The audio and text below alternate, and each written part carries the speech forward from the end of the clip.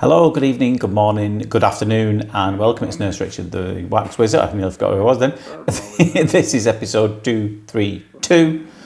Not quite the Ted Rogers yet. Only those in the UK of a certain age will know what on earth I'm talking about there. There's 4 ears in this. Few are quite straightforward. The first one was quite interesting, hence why I'm showing it to you. Now, it's why I've called the episode to Earfinity And Beyond. Now, I did ask for some suggestions a while back, because I'm running out of things to call these these videos. Somebody else might have come up with this, so if that is you, thank you.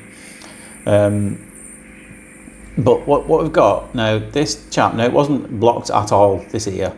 What he had this collection of quite hard, dry, matted an earwax ball, but he had a really unusual shaped ear canal at the entrance. Now most people have a little bit of a dip just before it gets out the ear, just at that bend there. But this one was one of the biggest dips I've ever seen. It wasn't a crater or a cavity or anything. It's just congenital. It's just another word for always had it. Because the other one was quite similar, not quite as pronounced as this one. But you'll find it fascinating when I do remove this. And this is why that this is built up here, because as it's travelling along the dead skin, as it's trying to migrate out the ear, it's been dipping down into this crevice, and then it literally can't climb back up it. It would need a few guide ropes, get one of them hooks that you throw over the end of it and pull its way up, but obviously earwax can't do that.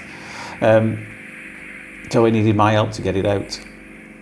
And it does come in a sec, and how I actually had to have a look at it, it went that deep down, that steep, that I actually had to stand up. I had to ask him to turn his head towards me, and I was on this side, and I had to stand up on the side of him to get the endoscope almost pointing downwards.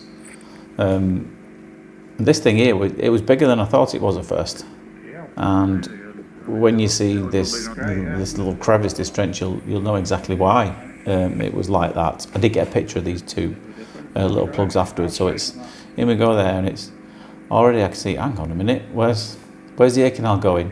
Couldn't even see it there. So at this point I came out again and went in from directly above to try and get a better look at this.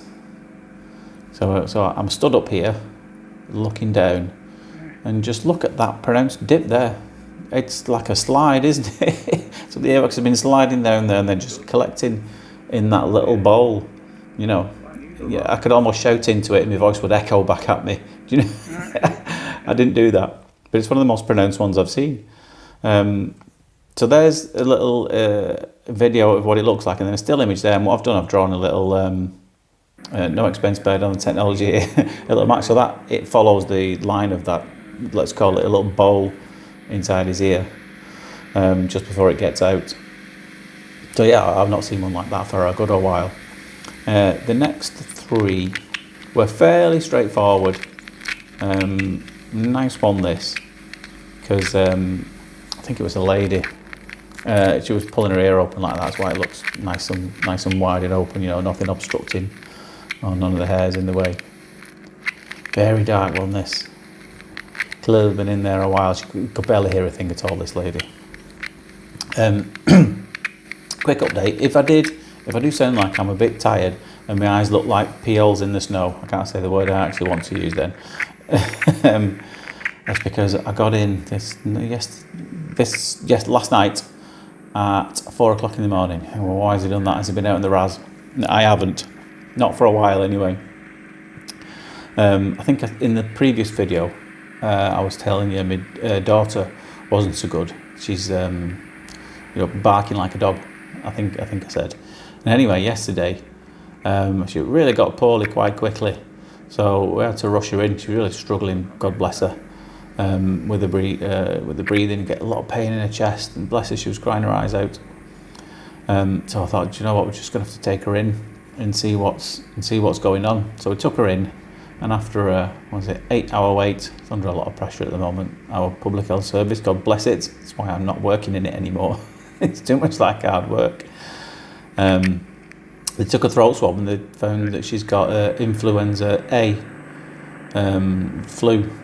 basically, but also a bacterial infection in one of her lungs as well. So she's on antibiotics and steroids and whatever. Anyway, she's absolutely fine now. So don't panic. But the reason I told you is, do you remember I told you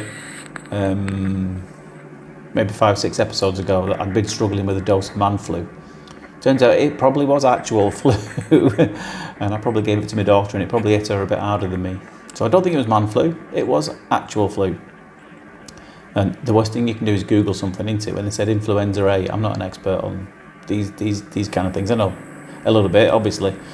Worst thing you can do is Google it. As soon as I Googled it, up came bird flu, swine flu, and I thought, hang on a minute. But obviously there's different variants of the flu strain. So yeah, influenza A, there's a human version of it, the avian version of it. I think there's a canine version of it as well. And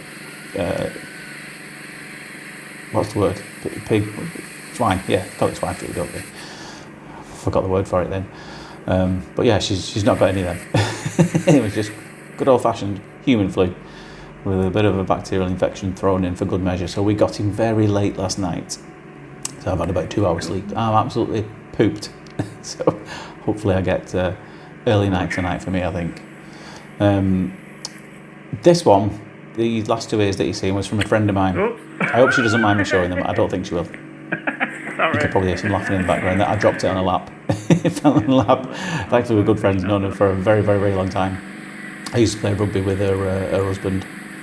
And I know she does watch these videos as well. And I do find it odd, because I know a lot of women that I know watch it in bed at night with their husbands next to them. Which I find really bizarre. So yeah, if you are watching this and you've got the sound up, Andy, she's at it again in bed with your wife. She's watching you. She's watching me. Hello, mate. Sorry if I'm distracting her from, whatever.